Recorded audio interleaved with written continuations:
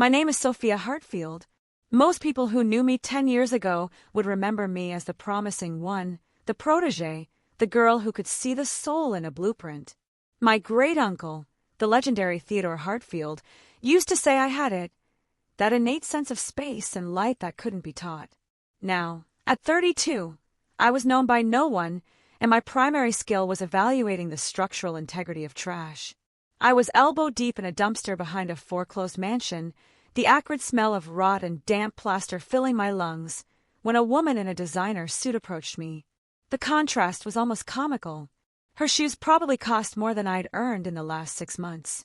I was holding a splintered leg from a vintage chair, my hands covered in grime, and my ex-husband's voice was echoing in my head, a relentless soundtrack to my failure. Nobody's going to want a broke, homeless woman like you, Sophia. Damaged goods. Yeah. Nothing says architectural genius like evaluating trash for resale value at 7 in the morning on a Tuesday.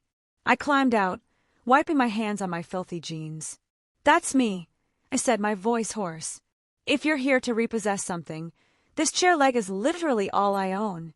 She didn't laugh. She didn't even pity me, which was a relief. She just offered a small, professional smile. My name is Victoria Chun. I'm an attorney representing the estate of Theodore Hartfield. My heart didn't just stop, it seized.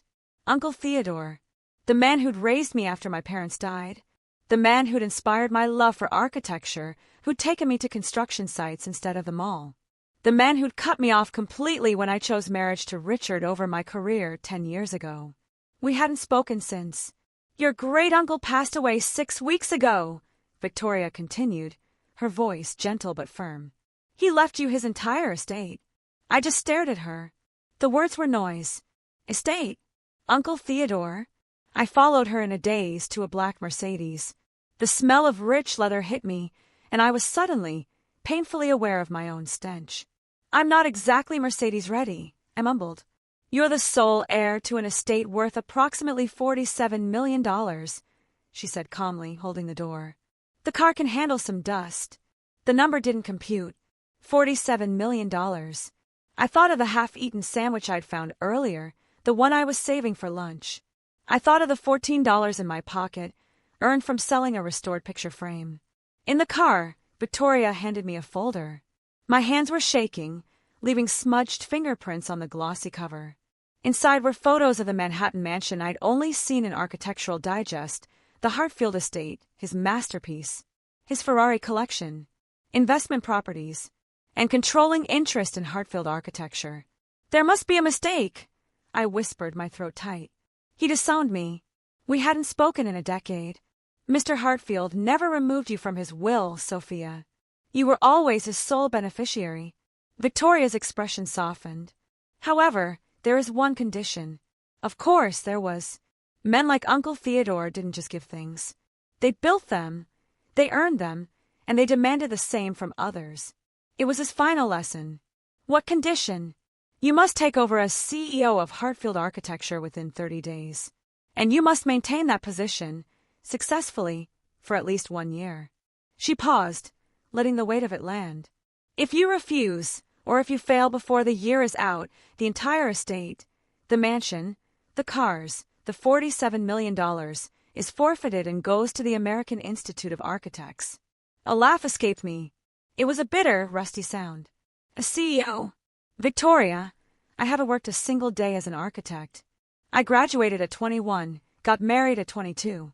My husband, he thought my education was a cute hobby. Richard had crushed that part of me so systematically that I wasn't sure it even existed anymore. I was a fraud, a dumpster diver with a degree. Mr. Hartfield hoped you would eventually return to architecture, Victoria said quietly. This is his way of giving you that chance.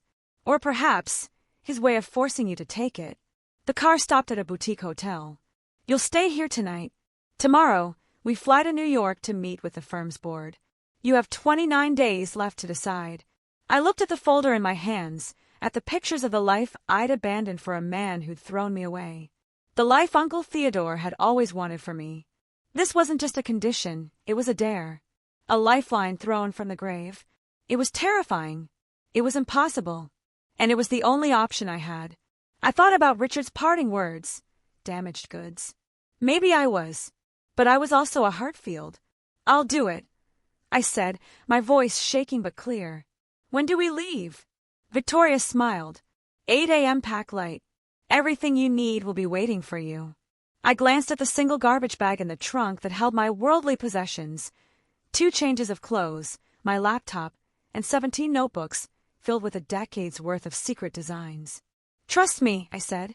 Packing light won't be a problem. The private plane was a disorienting leap from my reality. Just 12 hours earlier, my primary concern had been finding a dry piece of cardboard to sleep on. Now, I was sitting in a cream-colored leather seat, sipping sparkling water from a crystal glass, while the landscape of my old, broken life blurred into clouds below. I felt like an imposter, a ghost in expensive clothing.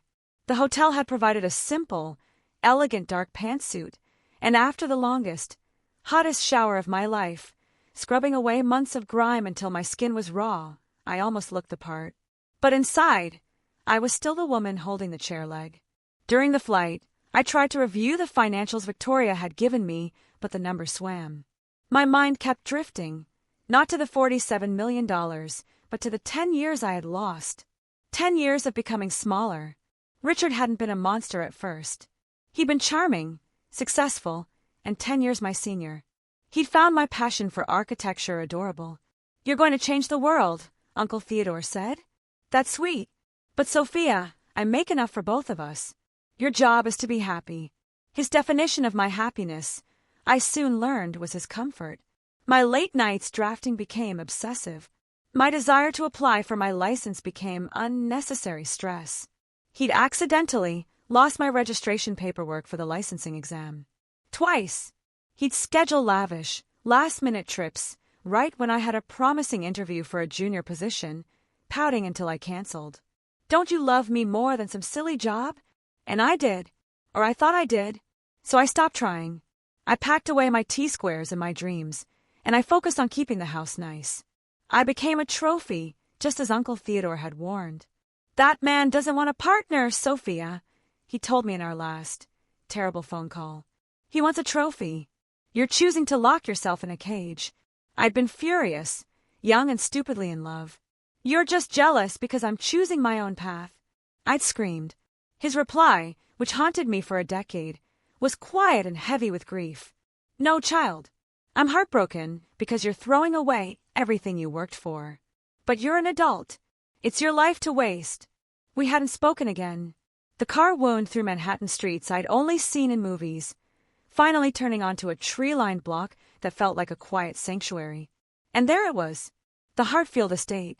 It sat mid-block, a 5-story brownstone that was both imposing and welcoming, a perfect fusion of original Victorian facade and daring modern touches, smart glass windows that shimmered, solar panels so artfully disguised as roof tiles you'd miss them if you weren't looking. A woman in her 60s, with warm eyes and a kind smile, stood at the open door. Miss Hartfield, she said, her voice thick with an emotion I couldn't place. I'm Margaret. I was your uncle's housekeeper for 30 years. She paused, her hands twisting in her apron. I took care of you, too, after your parents passed. You probably don't remember. You were so young, so lost in your grief.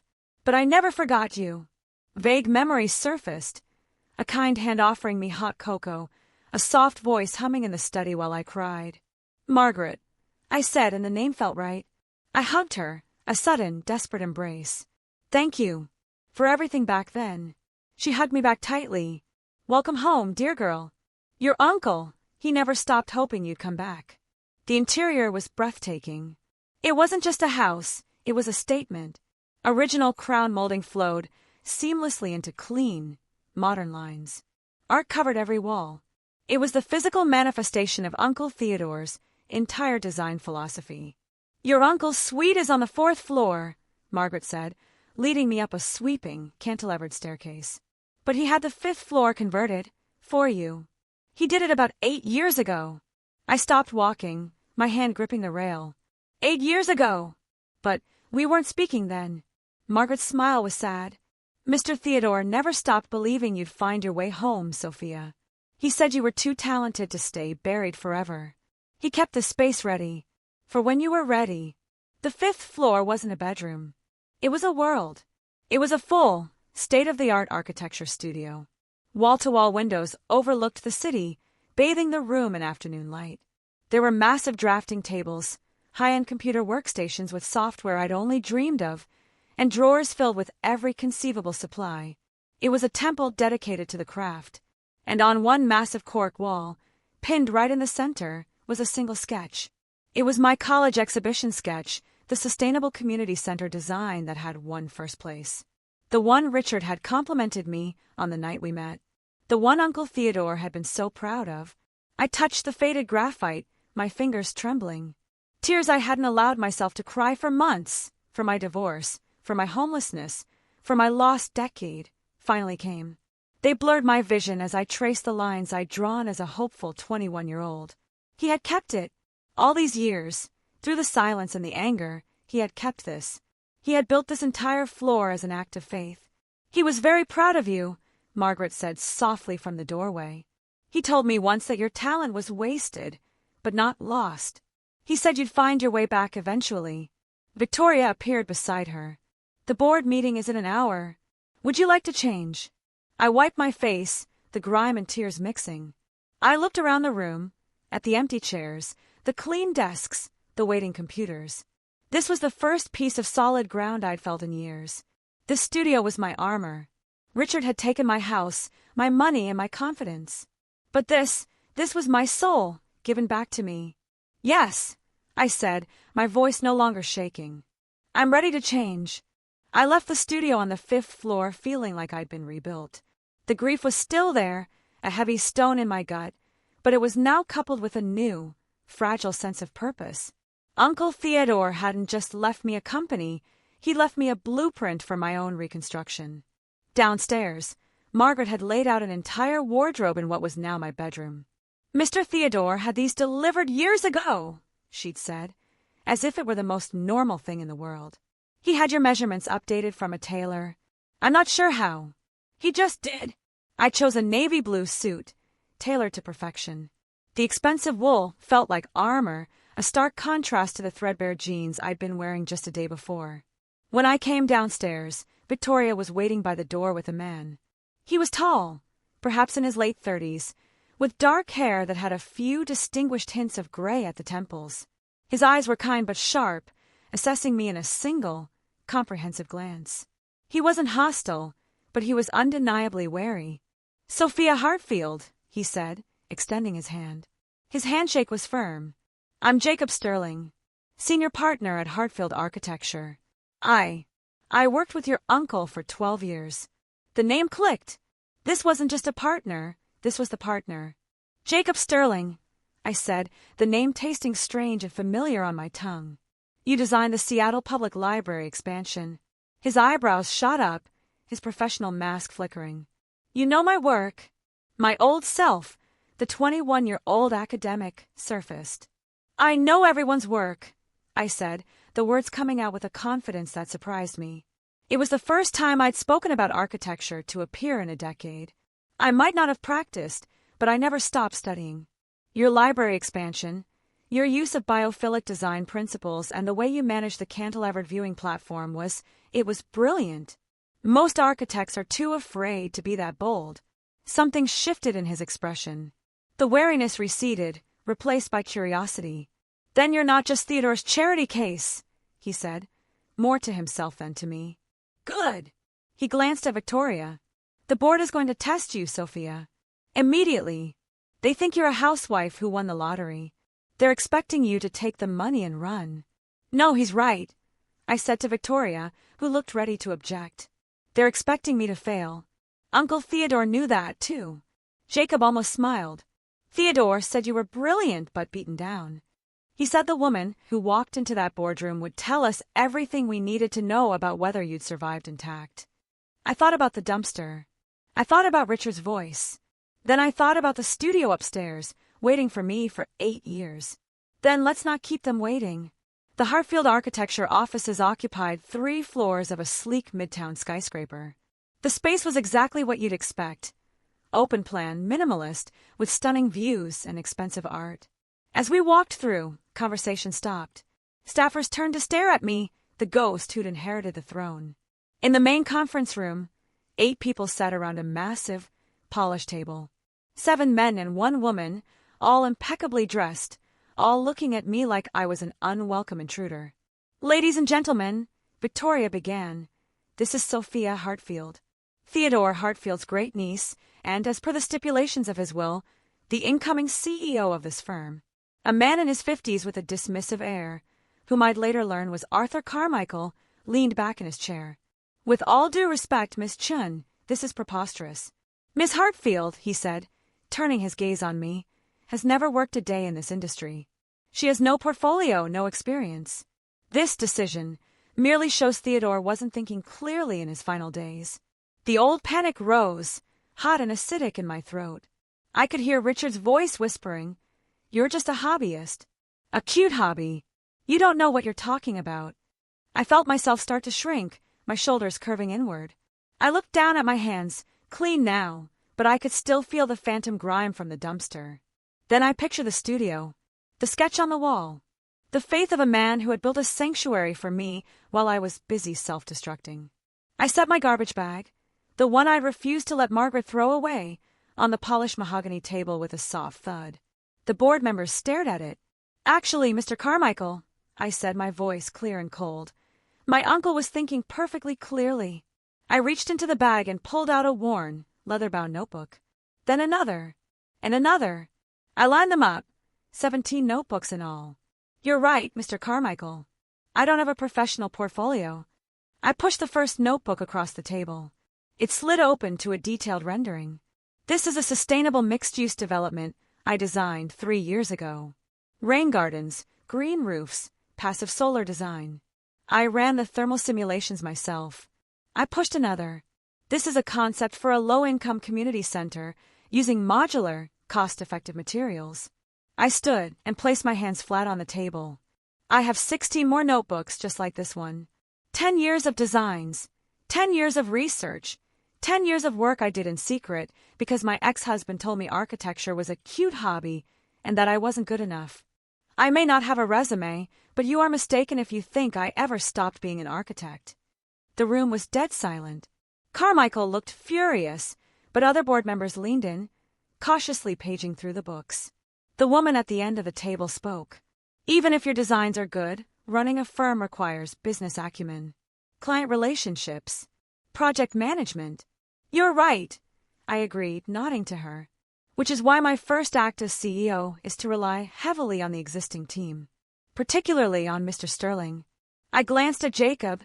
He gave a subtle, almost imperceptible nod. "I am not here to pretend I know everything. I am here to learn, to lead, and to honor my uncle's legacy while bringing in the new ideas this firm clearly needs." I looked directly at Carmichael.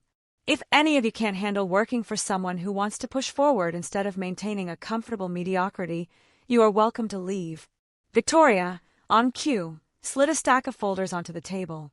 "For those who wish to stay," she said smoothly, "these are new employment agreements reflecting the change in leadership. For those who don't, your severance packages are being drawn up. You have until the end of business today to decide."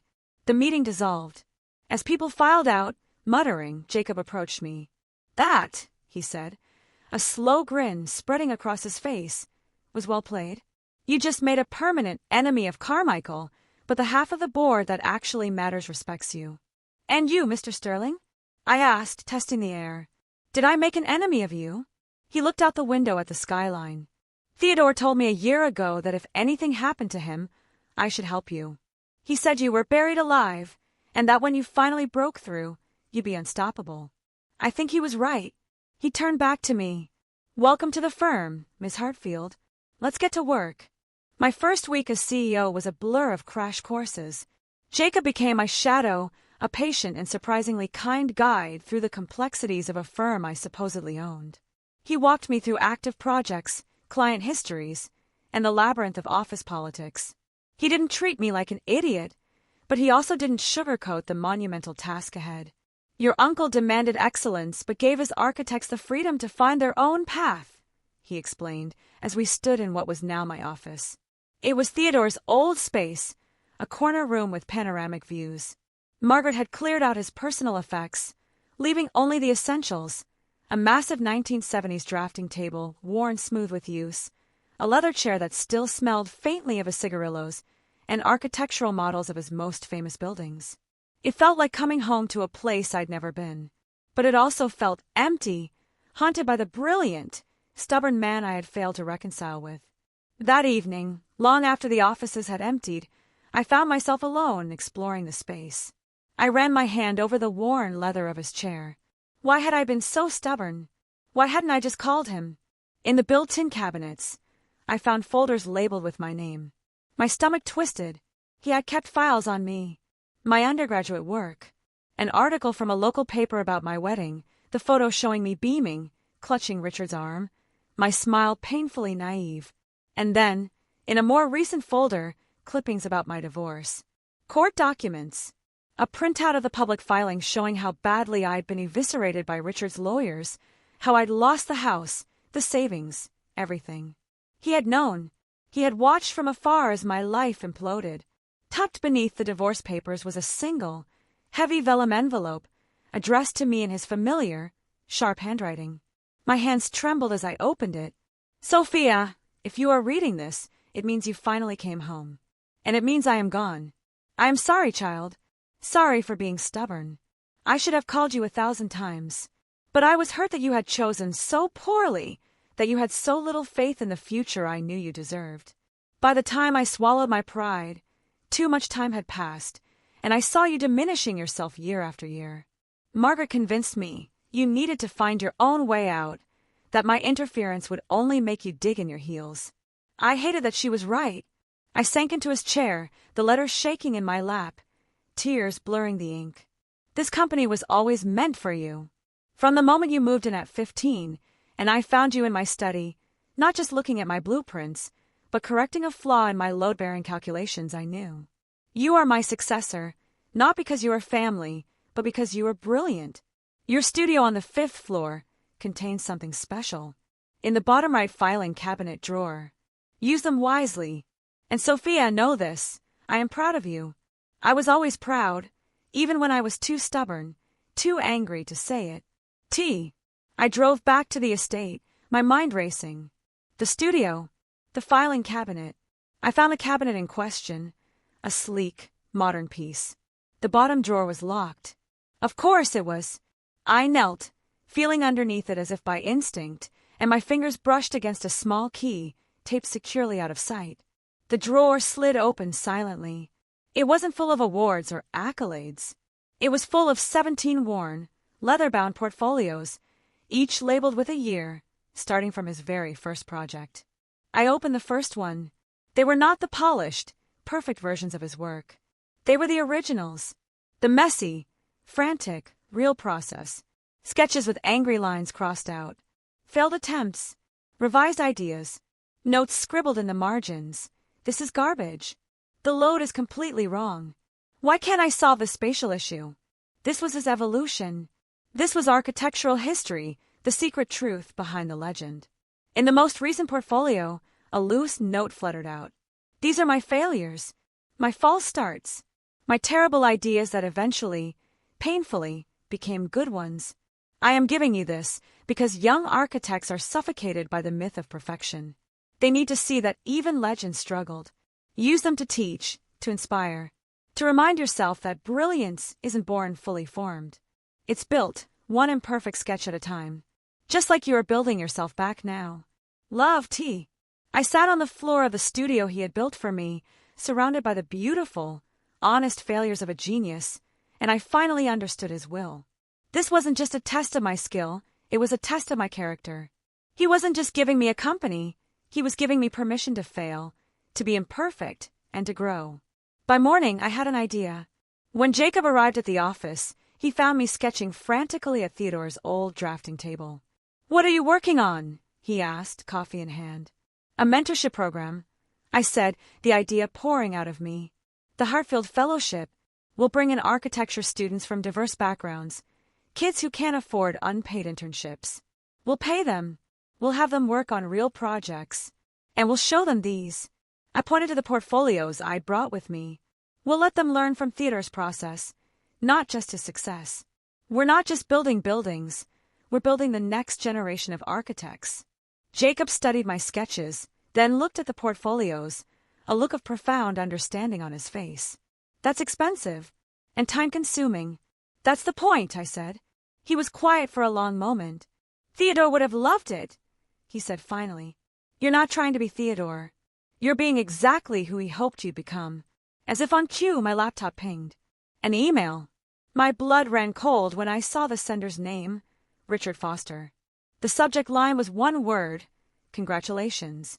My hand hovered over the mouse. 10 years of conditioning screamed at me to open it, to manage his feelings, to brace for the inevitable barb hidden inside the faux congratulations. I could hear his voice. Finally putting that cute hobby to use, I see. Don't get in over your head. I looked at the portfolios on the table. I looked at my sketch for the fellowship. I thought of Uncle Theodore's unwavering faith. I took a breath, clicked the email, and dragged it, unread, into the trash. Then I emptied the trash and blocked his address. The Anderson project was my first real test. It was a tech billionaire, a new money client who wanted a cutting-edge, sustainable, and statement-making headquarters in Seattle. It was exactly the kind of high-profile, high-design project that Hartfield architecture was known for, and it was the first one that would be entirely mine. I spent 3 weeks buried in the studio on the 5th floor, often working until 3 a.m., with Jacob acting as my sounding board and mentor. I didn't just design a building, I designed an ecosystem. It was alive, responsive. A green roof that collected and filtered rainwater, smart glass that optimized natural light and temperature, a central atrium that acted as the building's lungs. Jacob called it exceptional. Theodore would be proud of this, he said, his voice quiet, and that praise felt more valuable than the $47 million. I was terrified. I was exhilarated. I felt, for the first time in a decade, like myself. The presentation was scheduled for 10 a.m. in the main conference room. The clients, Mr. Anderson and his team, were flying in just for this. At 9:45 a.m., I arrived to set up. My physical models were already on the table, looking beautiful. But my laptop, which had my entire digital presentation, the renderings, the simulations, the cost analysis, was gone. My blood turned to ice. I'd left it on the charging cart in the tech room just an hour ago. I tore through the office, a cold panic rising in my chest. No. Not today. Looking for this. Arthur Carmichael stood in the doorway, a smug, unconvincing look of concern on his face. He was holding my laptop. Found it in the break room, he said, his voice oozing false helpfulness. Someone must have moved it by mistake. You really should keep a closer eye on your things, Sophia. He knew. I knew he knew, but I didn't have time to argue. Thank you, Arthur, I said, snatching it from him, my voice tight. I ran back to the conference room, my heart hammering. Jacob was just walking in with Anderson and his team. Gentlemen, I said, smiling, my hand shaking. Welcome. Please, have a seat. I turned my back to them, opened the laptop, and plugged it into the projector. The file was on my desktop. I clicked it. It loaded, and my stomach dropped to the floor. The file was utterly destroyed. It was a digital massacre. The first slide was a jumble of unreadable code. The renderings were replaced with red, error, file not found messages. The simulations were gone. It was a 90-page presentation of pure garbage. This wasn't an accident. This was deliberate. This was sabotage. I heard Jacob clear his throat behind me. Everything all right, Sophia? The clients were settling in, pouring water, opening their own notebooks. I had maybe 30 seconds. 30 seconds to decide. I could panic, admit defeat, and try to reschedule. Carmichael, who I now saw hovering by the door, would win. I would look exactly like the incompetent, cute hobbyist he believed I was. Richard's voice echoed in my head. See? I told you. You can't handle the pressure. You're not smart enough for this. Or I could do what Theodore would have done. I took a deep, shuddering breath. I closed the laptop with a definitive snap. The clients looked up, surprised. Actually, I said, turning to face them with a smile I didn't feel, let's do this differently. A digital presentation is just a set of pretty pictures. Mr. Anderson, you said in your brief that you wanted a building that tells a story, a building that breathes. Let me tell you that story. I walked to the massive whiteboard that covered the entire far wall. I picked up a black dry erase marker. My hand was shaking, but I uncapped it anyway. Traditional architecture treats buildings as static objects. I began, my voice gaining strength. I started to sketch. My hand, which had been trembling, suddenly became steady. The muscle memory from 17 notebooks and a lifetime of passion took over. I drew the silhouette of the building, not as a block of concrete, but as a shape inspired by the landscape of the Pacific Northwest. We're not building on the land. We're building with it. I drew arrows to show airflow, how the atrium would pull cool air from the shaded north side and vent hot air through the roof. I sketched the rainwater collection system, showing how it would irrigate the 3-story interior green wall. Your headquarters won't just be sustainable, I said, grabbing a green marker to add detail. It will be alive. In the summer, the smart glass darkens automatically to reduce cooling costs. In the winter, it opens to maximize passive solar heating. Your employees won't feel like they're in an office. They'll feel like they're in a living part of the city. I didn't stop for 45 minutes. I drew cross-sections, floor plans, exploded diagrams of the modular components. I kept talking, explaining every choice, every material. Jacob moved to my side, silently handing me different colored markers as I needed them, like a surgeon's assistant. I wasn't presenting. I was creating, right in front of them. The passion I had suppressed for 10 years, the ideas Richard had called silly, the work I had done in secret, it all came pouring out. By the time I finished, I was breathless. My hands were covered in ink, and the whiteboard was a comprehensive, chaotic, beautiful representation of my vision. It was raw, honest, and undeniably real. The room was silent. Mr. Anderson stood up slowly, not looking at me but at the board. He walked its entire length, examining the details, touching the wall as if he could feel the building. He turned back to me, his eyes bright with a genuine, uncorporate excitement. "This," he said, "is exactly what I wanted. Someone who understands that buildings are living systems. When can you start?" After they left, having agreed to terms on the spot, I finally let myself breathe. My legs felt weak. Jacob was grinning, a look of pure astonishment on his face. "That," he said, "was extraordinary. That was Theodore. I've never seen anything like it." "Someone corrupted my files," I said, my voice flat, the adrenaline fading. "It was sabotage. I know who it was." I looked toward the door, where Carmichael had vanished the moment he saw I was winning.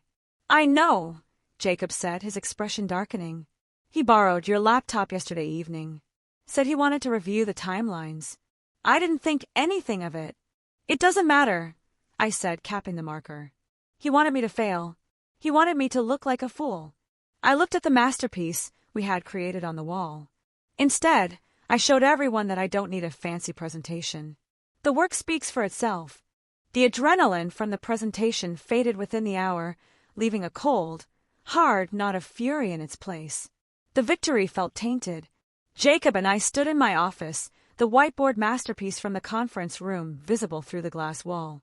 "You can't let him get away with this, Sophia," Jacob said, his voice low. "He didn't just try to make you look bad. He actively tried to sabotage this firm. He put his fragile ego ahead of a multi-million-dollar contract. If you hadn't done what you did, we would have lost them." I nodded, staring at Theodore's empty chair. "In my old life," I said, my voice hollow, "I would have just absorbed this. I would have been grateful I survived, and I would have tried to make him like me.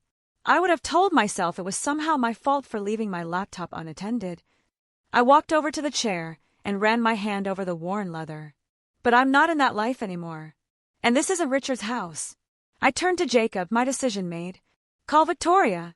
I want an emergency board meeting. This afternoon. And get our head of IT in here. Right now." The head of IT, a young woman named Sarah with perpetually wide eyes who seemed to live on Red Bull and sarcasm, was in my office in 10 minutes. "Miss Hartfield, Mr. Sterling. What's up? Did someone forget their password again?" "Sarah, I need you to trace the file modifications on my laptop," I said, placing it on the desk between us. My Anderson project presentation was corrupted this morning. I need to know when it happened and from where. Sarah plugged in a device, and her fingers flew across her own keyboard. We stood in silence for 5 agonizing minutes. Jacob paced. I stood perfectly still, my arms crossed, watching her face. "Okay," she said finally. "This is not subtle." "What is it?" Jacob asked. "The file was accessed and corrupted yesterday at 6:47 p.m. It wasn't a random glitch or a bad save. It was a targeted script. Someone deliberately replaced key data blocks with garbage code. They were trying to make it look corrupted, not deleted. Can you trace the user?" I asked, my voice dangerously calm. Sarah's eyes met mine. "Yeah, that's the not subtle part. The user login was yours, Sophia. But the IP address, it wasn't from your terminal. The modification was initiated from a desktop computer on this floor. Can you narrow it down?" "Already did," she said, tapping a final key. The screen flashed. "The user login was yours, but the machine ID belongs to Arthur Carmichael's desktop. He tried to spoof your credentials, but he didn't cover his machine's tracks. Sloppy. Got him." "Sarah," I said, "I need you to compile that into a simple 1-page report. I want timestamps, the machine ID, and the owner of that machine. And I need you to email it to me, Victoria Chun, and Jacob Sterling. Immediately. And Sarah, this does not leave this room." She nodded, the sarcastic tech kid persona gone, replaced by a sharp professionalism. "You got it, boss." After she left, Jacob let out a long breath. "That's the smoking gun." "It's more than that," I said, picking up my phone to call Victoria. "It's the nail for his coffin." The board convened at 4 p.m. The members who had been impressed by my morning presentation looked curious. Carmichael looked smug, probably assuming I had called the meeting to whine, which would only make me look weak in his eyes. He thought he was untouchable. "Thank you for coming on such short notice," I began, standing at the head of the table. Victoria was at my right, Jacob at my left. I wanted to address a serious security and ethics breach that occurred this morning. I explained, in flat, emotionless terms, that my presentation file had been deliberately sabotaged. Carmichael put on a masterful show of performative outrage. "This is unacceptable," he boomed, slamming his hand on the table. "A gross incompetence. What if you hadn't managed to improvise? You could have cost us the client. This is precisely the kind of chaos I was worried about." "I agree, Arthur," I said, my voice cutting through his. "It is unacceptable." Which is why I had our IT department run a full diagnostic. I nodded to Jacob, who dimmed the lights. The projector I'd failed to use that morning now lit up the screen with Sarah's 1-page report. It was beautiful in its simplicity. File, Anderson_project.pptx. Action, malicious data corruption script executed. Time, yesterday, 6:47 p.m. Originating machine ID, 001A2B3C4D5E. Machine owner, Arthur Carmichael. The room was dead silent. All I snapped to him. His smug expression dissolved, as if his face were melting. It went from pale to red to a sickly, mottled gray. That's a lie," he sputtered. "It's absurd. She must have done this herself. To frame me. This is a witch hunt." I laughed. It was a cold, sharp sound that startled even me. "Let me get this straight, Arthur.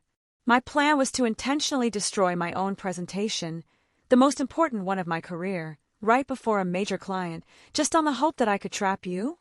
That's quite a narrative." "I was testing you," he suddenly shouted, his voice cracking, his eyes wild. "Theodore left this company to an untested amateur. I wanted to see if you would crumble under pressure. I was doing my duty. I was protecting the firm. You tested me." I repeated. I leaned forward, my hands flat on the polished table. "Mr. Carmichael, I spent 3 months living out of a storage unit. I was digging in dumpsters for furniture to sell, just so I could eat. You corrupting a PowerPoint? That doesn't even register as pressure.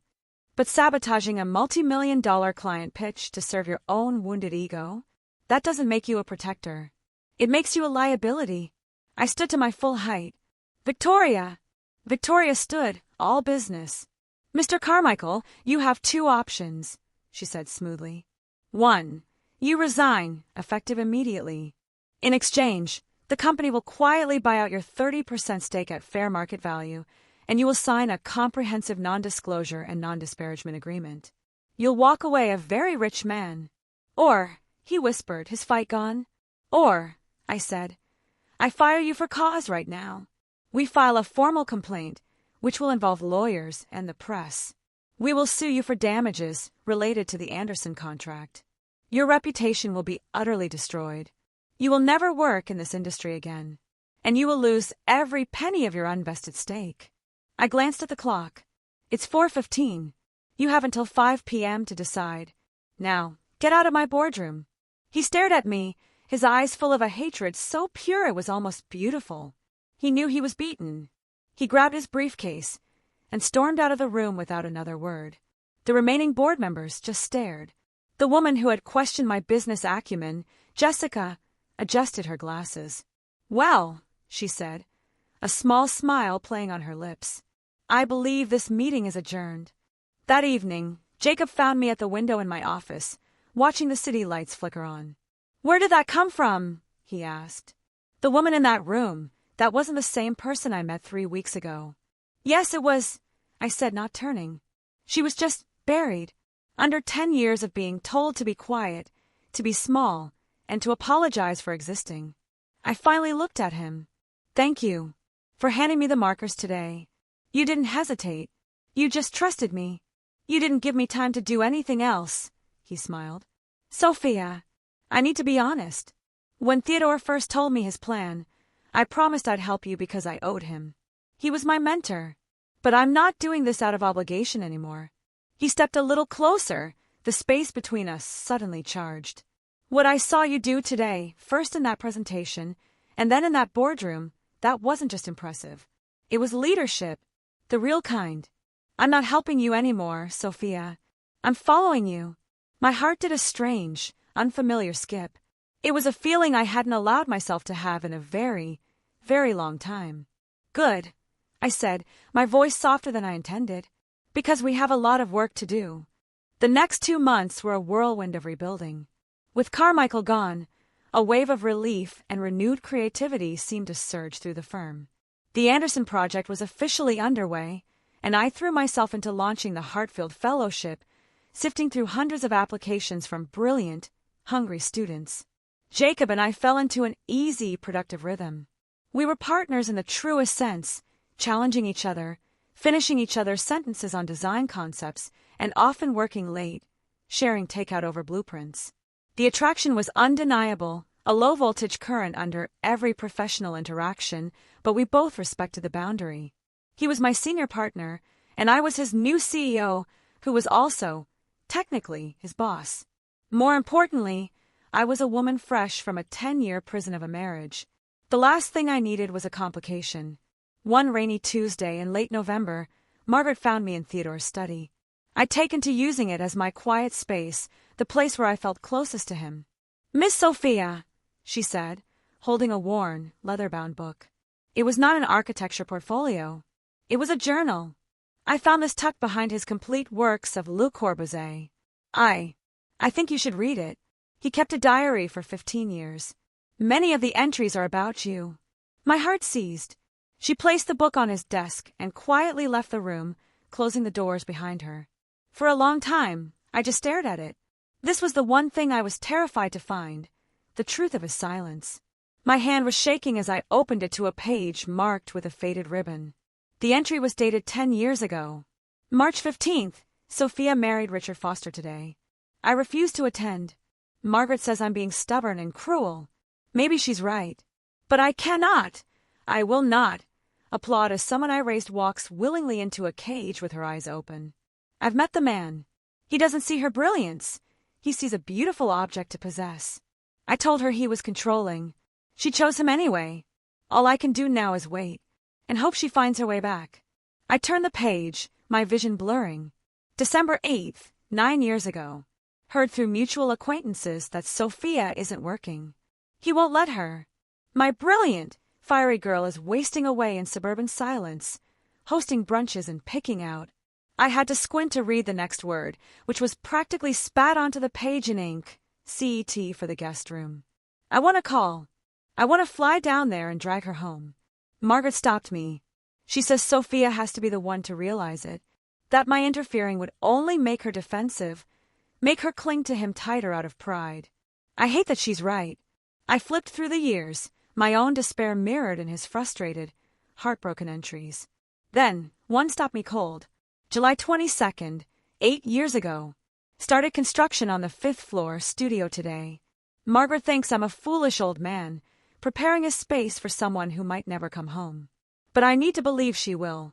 I need to build something for the woman she will be when she remembers who she is. The studio is my act of faith. I closed the journal, my chest aching. All these years, I had felt his silence as abandonment. I thought he was punishing me, that his pride was greater than his love. But I was wrong. He wasn't abandoning me. He was waiting for me.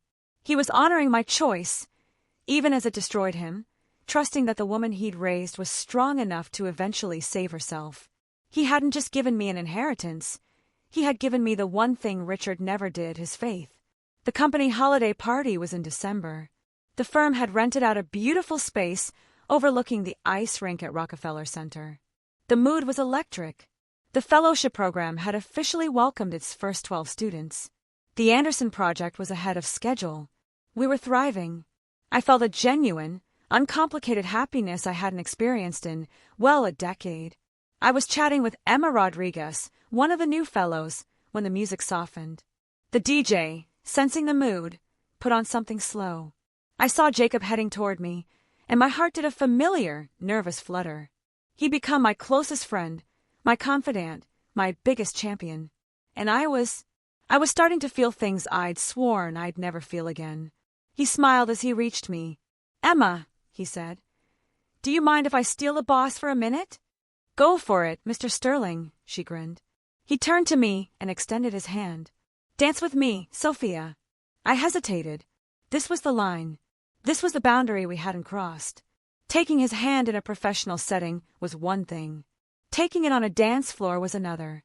But I looked at his face, his kind, patient eyes, and I thought of Theodore's journal. Build something new. I placed my hand in his. He pulled me close, and we swayed to the music. It was comfortable. It was easy. It felt right. We didn't talk for a long moment, just moved with the music. "Sophia," he said finally, his voice soft just for me. "I know we agreed to keep things professional." "We did," I whispered. "And I know you're still healing, and you just got out of something terrible, and the timing is probably all wrong." I tensed, bracing for. I wasn't sure what. "But I have to tell you something," he continued, pulling back just enough to look me in the eyes. "I'm in love with you. Not falling. I'm there. I'm completely, irrevocably in love with you. I have been for a while now. I love the way you draw. I love the way you fight for your ideas. I love how you terrified Carmichael, and I love that you're starting to see how brilliant you actually are." My heart stopped. "Jacob, you don't have to say anything," he said quickly, his hands gentle on my back. "I'm not going to pressure you. I'm not Richard. I'll wait as long as you need. I'll step back entirely if you want. But I just couldn't go another day without being honest with you." I looked at him, really looked at him. He wasn't demanding, or controlling, or needing. He was just offering. He was giving me all the power. I was terrified. Richard had wired me to see a trap in every declaration of love. What if I'm not ready? What if I mess this up? What if he's just like him? "Then we'll figure it out together," he said, as if reading my mind. "I'm not Richard, Sophia. I don't want to control you. I love who you are right now. The brilliant, complicated, messy, strong architect who is finally breathing." I stopped dancing, and I did something I hadn't done in 10 years.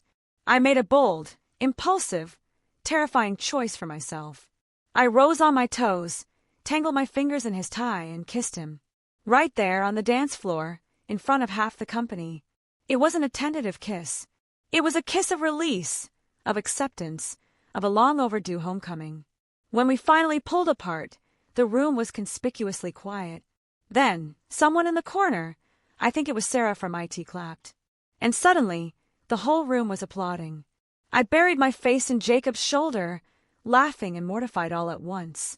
"Well," he whispered into my hair, his arms wrapped tightly around me. "So much for professional." I looked up at him, my face flushed with joy. Theodore always said the best architecture comes from bold risks. I guess that applies to life, too. The firm's resurgence, coupled with the Anderson Project and the launch of the Hartfield Fellowship, had created a significant buzz in the architectural world. We weren't just the legacy firm of a dead genius anymore. We were the new, dynamic face of socially conscious design. The buzz became a roar, and in February, it brought an unexpected offer. A major streaming network, the kind that produced award-winning docuseries, wanted to feature me, the firm, and the fellowship in an episode of their flagship program, Blueprint, The New Visionaries. My first instinct was to say no. My life had been picked apart by lawyers. I had no desire to have it picked apart by producers. I was a private person who had been made painfully public. I discussed it with Jacob in the studio, pacing the floor while he sketched. "This is huge exposure, Sophia," he said, not looking up. "For the fellowship, it could mean national funding. It could change everything for those kids." He was right. "But," he added, finally setting his pencil down and looking at me, "it means opening your personal life up to scrutiny. They're not just going to talk about architecture. They're going to talk about the dumpster. They're going to ask about Richard." "I'll do it," I said, the decision forming, hard and clear. "But on one condition. I control the narrative. This isn't a reality TV sob story. They can film the work, they can interview the fellows, they can talk about Theodore. But when it comes to my past, I tell the truth. My way. No sensationalism, no pity. It's not a story about a victim, it's a story about a survivor." The producers, eager for the exclusive, agreed immediately. For 2 months, a small, respectful crew followed me. They documented the beautiful chaos of the fellowship, with students debating designs and learning from Theodore's failure folios. They captured the stunning progress of the Anderson building. They interviewed Jacob, who spoke about Theodore's vision and my fearless leadership with a love so evident it made my cheeks flush. Then, it was my turn for the final, sit-down interview. We were in Theodore's studio, the city lights glittering behind me. The interviewer was smart, and she was kind, but she had a job to do. "Sophia," she said, her voice gentle, "you've spoken beautifully about the firm's future. But to understand your journey, we have to understand the past. You had a degree from one of the top programs in the country, you were your great-uncle's protégé, and then for 10 years you disappeared. What happened?" I took a breath. The old shame, the phantom voice of Richard, pricked at me.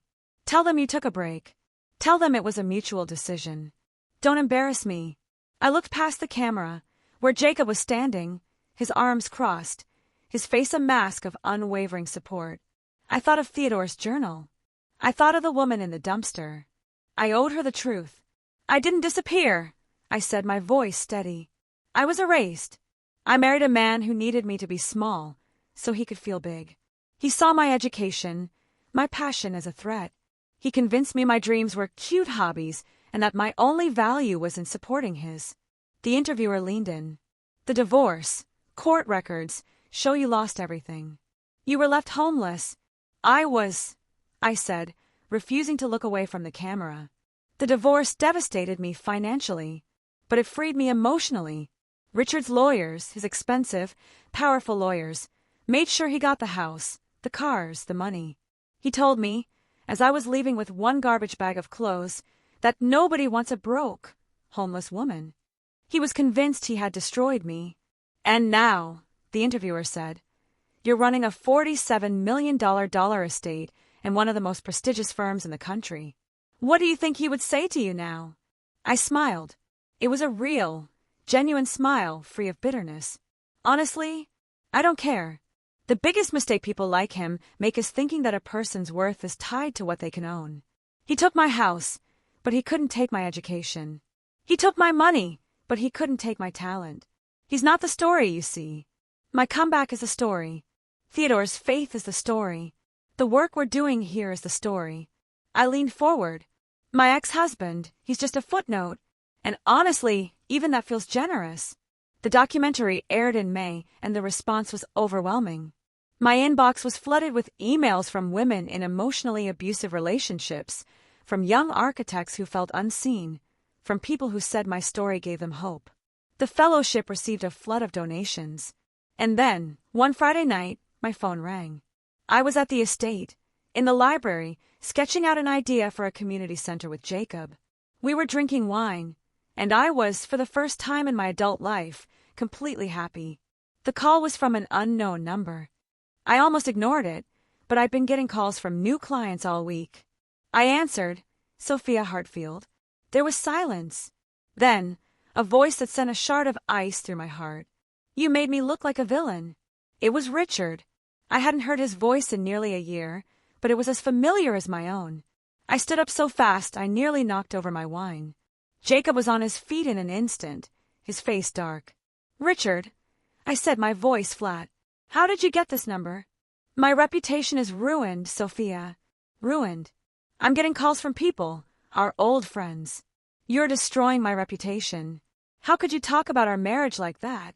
I didn't mention your name once, I said, walking out of the room, my voice like steel. I told my truth. If you saw yourself in that story, Richard, that says more about you than it does about me. It's called introspection. You should try it sometime.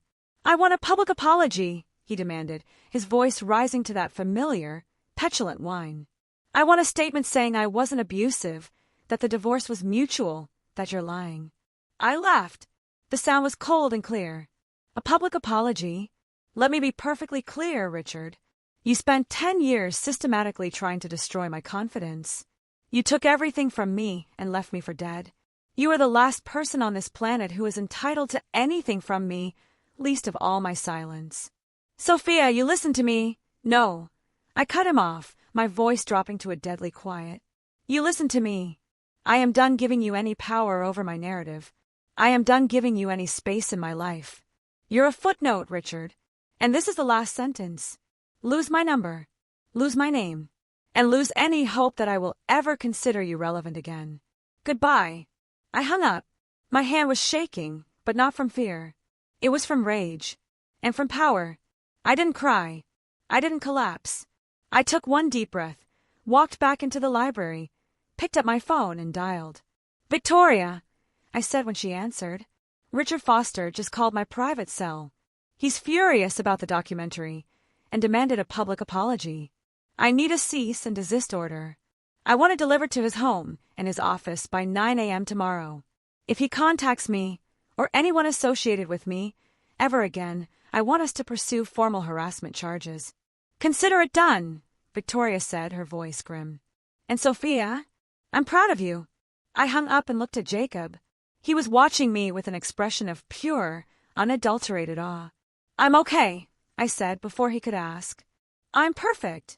I picked up my wine glass. Now, where were we? I think this community center needs a green roof.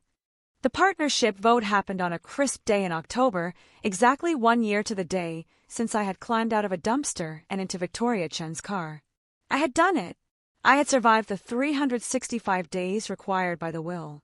The firm was not only stable, it was thriving. The Hartfield Fellowship was the talk of the industry, and the Anderson project was being hailed as a masterpiece of modern design before it was even finished. I had met the condition. The inheritance, the mansion, the cars, the $47 million estate was officially mine. The vote to elevate Jacob to co-CEO alongside me was meant to be the final item on the agenda, a formality to cement our partnership. I walked into that boardroom expecting congratulations, not a final exam. But the air was tense. Victoria Chen was present, seated at the end of the table, which was unusual for a standard operations meeting. Sophia, Jacob, said Patricia Stevens, the board member who had become a friend of sorts, a remnant of Theodore's old guard who genuinely championed our new vision. Before we vote, another matter has come to our attention. An urgent one. She slid a thick, leather-bound document across the polished table. We have received an offer for Hartfield architecture. I froze. An offer. A full acquisition offer, Patricia said, her face unreadable. From Marcus Chun. My stomach tightened. Marcus Chun, a rival CEO, who ran his father's old-fashioned firm. He had been publicly dismissive of me, referring to the fellowship in one trade journal as Sophia's sentimental charity project. He represented the exact kind of nepotistic, soulless architecture I was fighting against. "He's offering $300 million for a full acquisition," Patricia said, her voice flat. The number hung in the air, sucking the oxygen from the room. $300 million. I did the math, my mind numb. My 51% controlling interest would be worth over $150 million. It was a staggering sum, enough to live a dozen lifetimes in luxury, enough to fund 100 fellowships without blinking. This was the temptation Richard had accused me of seeking. This was the ultimate test. "Marcus has been losing major clients to us all year," Jacob said immediately, his voice cold.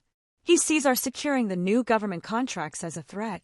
This isn't an offer. It's an attempt to eliminate his competition and absorb our methods." "The offer is legitimate," Victoria said quietly from the end of the table. "And it's a very, very generous one.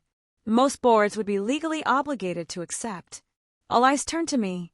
I looked at the faces around the table, the ones who had doubted me, the ones who had sabotaged me, and the ones who had come to respect me. I thought of the $150 million. I could disappear. I could buy an island. I could be safe forever. Then I thought of the studio on the 5th floor, built on pure faith. I thought of Theodore's failure folios and the 12 brilliant, diverse students in the fellowship sketching away in the other room. I thought of the promise I'd made to myself, to honor the man who had seen me when I was invisible. I looked at Patricia. No. The room was silent. "Sophia," she said gently, "that is a lot of money. You should at least consider it." "No," I said, my voice louder, resonating with a certainty that came from the deepest part of me. "The answer is no. Theodore Hartfield did not leave me this company so I could sell it to the highest bidder, especially not to a man who represents everything he fought against. This firm isn't just a balance sheet, it's a legacy. And it is not for sale." The tension in the room didn't just break, it evaporated. Patricia Stevens beamed, a wide, genuine smile splitting her face. The other board members were smiling too. "That," Patricia said, clapping her hands together, "is exactly what we were hoping you'd say." I looked at Jacob, confused. He was grinning. "What's going on?" Victoria Chen stood up, a second, smaller envelope in her hand. It was cream-colored, heavy vellum, sealed with Theodore's wax signet. "And it is exactly what Theodore knew you would say," Victoria announced. "He included a final, secret provision in his will, one I was legally bound not to disclose until 2 conditions were met. First, you had to successfully serve as CEO for 1 full year. Second, you had to face and reject a substantial acquisition offer." She opened the envelope. "He tested me," I whispered, a laugh bubbling in my chest. "Even after death, the old bastard tested me. He wanted to be sure you valued the work over the wealth," Jacob said softly, his eyes shining. "He needed to know you'd choose the mission." Victoria cleared her throat and read from the letter. "For Sophia, for passing my final test, and for understanding that the wealth was just the tool, the work was always the point. I have established a second, private trust in your name, unlocked only by this decision. It contains $30 million, unrestricted, for you to use as you see fit. Build something beautiful with it, child." I sat back, stunned. I didn't just win the inheritance. I had earned it. Patricia slid a small, velvet box across the table. "He left you one more thing," she said. "Instructions were to give it to you only after you passed this test." I opened it. Inside, there wasn't a diamond. It was a ring, a simple, elegant band of gold. But it wasn't simple. It was etched with delicate, intricate blueprints. A small, folded note lay beneath it. "Sophia, this ring belonged to my wife, your great-aunt Eleanor. She was an architect, too, one of the first women to practice in the 1950s. She faced barriers you can't even imagine, but she never, ever compromised her vision. When she died, I promised I'd give this to someone worthy of her legacy. That someone is you. Build bravely, live boldly, and never, ever let anyone make you small again. I'm proud of you. T." I slipped the ring on my finger. It fit perfectly. That night, Jacob found me in the studio. I was standing at the window, staring out at the Manhattan skyline, twisting Eleanor's ring on my finger. He orchestrated everything, I whispered. The inheritance, the board challenges, even Marcus Chun. He mapped out an entire year of tests to prove I was who he believed I could be. He wasn't testing you, Sophia, Jacob said, coming to stand beside me. He was proving to you what he already knew. He was forcing you to become the person you were always meant to be. He gently took my hand. And he was right. You are the most brilliant, resilient, and extraordinary person I've ever met. He turned me to face him.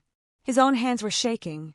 Jacob, Theodore planned your entire professional life, he said, his voice thick with an emotion that made my heart race. But I'm hoping I get to be the one to ask about our personal one. He dropped to one knee. My hand flew to my mouth, my eyes filling with tears. Sophia, he said, I'm not doing this because of a test or a timeline. I'm doing this because every day with you is better than the day before, and I cannot imagine a single day of my life without you by my side. You are my partner, in every sense of the word. He pulled a small box from his pocket and opened it. Inside sat a ring, simple and elegant, a single diamond catching the city light. Sophia Hartfield, will you marry me? Will you build something beautiful with me? I was crying, but for the first time in my life, they were tears of pure, unadulterated joy. Yes, I choked out. Yes, absolutely yes. The joy from that night was so pure, so potent, that I felt like I was floating for days. We were cosios. We were partners. We were engaged. We told Margaret first, who promptly burst into tears and said, It's about time. Mr. Theodore would be so happy. We told the board, who were thrilled to have the firm's leadership so powerfully cemented. For the first time, there was no fear, no shadow, no voice in my head telling me it was a mistake. I was finally, unequivocally happy. And of course, that was when Richard attacked. The call came from Victoria, a week after the engagement, and her voice was tight with a controlled fury I had never heard from her. He filed a lawsuit, Sophia. Richard. He's claiming you used marital assets to invest in Hartfield architecture, and he's arguing that he's entitled to a portion of your inheritance. I laughed. I couldn't help it. What marital assets? Victoria, I was broke. He took everything. He's not arguing about money, Sophia, she said, and the chill in her voice sobered me instantly. He's arguing that your education, which you acquired while he supported you financially, constitutes a marital asset. He's claiming that his financial support of your hobby directly contributed to your current success as CEO. He's saying he invested in you. He wants half. The audacity of it was breathtaking. The man who had actively suppressed my career, who had called my degree cute, who had sabotaged my interviews and told me I was worthless, was now trying to take credit for my success. He was doing this because I was happy, because I was engaged. This wasn't a lawsuit. It was a final, desperate act of spite from a small, pathetic man. Sophia, Victoria continued, his lawyers are smart. This is absurd, but it's designed to be disruptive, public, and expensive. They'll try to drag you through the mud.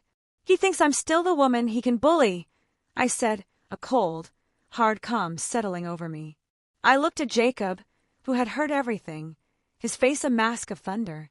He's forgotten who I am. Victoria, I said, I don't want to just defend this. I want to attack. I want to countersue. On what grounds? Emotional distress, defamation, harassment, and I have the proof. I thought of the 17 notebooks of designs, and then I thought of the other notebooks. Victoria, for 10 years, I kept a private journal. I documented everything. Every time he belittled me, every time he lost my exam registration, every time he told me I was worthless. It's a 10-year road map of systematic emotional abuse. He wants to talk about what happened during our marriage. Let's talk. Richard's legal team immediately tried to settle. They offered to drop his frivolous lawsuit if we dropped our vicious countersuit. Absolutely not, I told Victoria. He doesn't get to walk away quietly. He came after me when I was finally happy. He doesn't get to hide. I'll see him in court. The preliminary hearing was in December. I walked into that courtroom with Jacob at my side, wearing a Hartfield blue power suit and Eleanor's ring on my finger. I was not the terrified, broken woman I'd been during our divorce.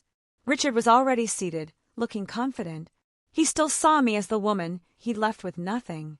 His confidence evaporated when Victoria began to speak. She didn't just refute his claim, she annihilated it. She presented my journals, email evidence, and testimony from our old marriage counselor, whom Richard had dismissed us too. In my corner, she painted a devastating, documented picture of a man who had not invested in his wife, but had systematically destroyed her confidence for his own benefit. The judge, a no-nonsense woman in her 60s, was not impressed. "Mr. Foster," she said, looking at him over her glasses, "these documents suggest your lawsuit is not just retaliatory, but morally questionable. You are claiming her education as marital property, while the evidence clearly shows you actively prevented her from using that education. This is legally frivolous." She banged her gavel. "Motion dismissed with prejudice. And Mr. Foster, you are fortunate Ms. Hartfield isn't pursuing criminal harassment charges.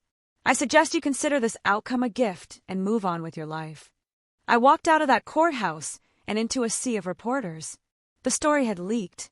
"Ms. Hartfield," one shouted, "how do you feel about the judge's ruling?" I stopped, turned to the cameras, and took the microphone. "Vindicated," I said, my voice clear and strong. "My ex-husband spent 10 years trying to make me believe I was worthless. He took everything from me in our divorce, and when I rebuilt my life, he tried to take that too. Today, a judge confirmed what I already knew. Richard Foster is a small man who can't handle strong women. I am done giving him any power over my narrative. He's not a footnote anymore. He's not even in the book." That clip went viral. By the next day, other women from his past had come forward with their own stories. His business lost 3 major clients in a week. His reputation wasn't just damaged, it was destroyed, not by my lies, but by his own truth, finally brought to light. Our wedding happened in April, exactly 18 months after I'd climbed out of that dumpster. We kept it small, just 100 people, held in the rooftop garden of the estate, the one Theodore had designed. Margaret sobbed through the whole ceremony. Patricia walked me down the aisle. Emma, my first and most promising fellow, was my maid of honor. Jacob's vows were simple and perfect. "Sophia," he'd said, "you taught me that true partnership means celebrating each other's strength, not competing with it. I promise to always see you, to always challenge you, and to always believe you are capable of the impossible." That evening, after the reception, Margaret approached Jacob and me in the study. "Mr. Theodore left one last thing. With Patricia, instructions were to give it to you both on your wedding day, after you were married." She handed us a large, flat, leather portfolio. It wasn't money. It wasn't property. Jacob and I opened it on Theodore's drafting table. Inside were sketches, dozens of them. But they weren't for skyscrapers or luxury condos. They were for community centers, public libraries, affordable and beautiful housing, and innovative public parks. They were his secret dreams, the social architecture he never had time to realize. A final note was tucked inside. "Sophia and Jacob, my dreams that I never had time to realize. Now they're yours. Build them together. Build them bravely, for the people who need proof that someone sees their worth." T. I looked at Jacob, tears streaming down my face, and I finally understood.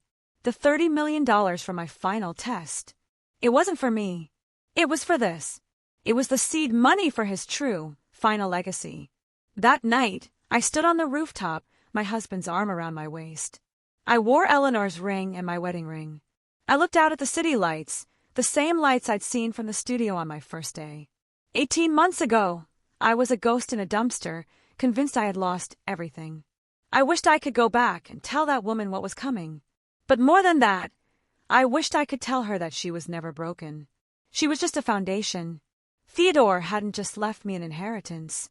He left me a set of challenges that forced me to excavate my own ruins and build myself back, stronger and more beautiful than before. He was the ultimate architect, and I was his final project. I wasn't his heir. I wasn't Richard's victim. I was Sophia Hartfield, an architect, not just of buildings, but of my own life, and I was at last completely free.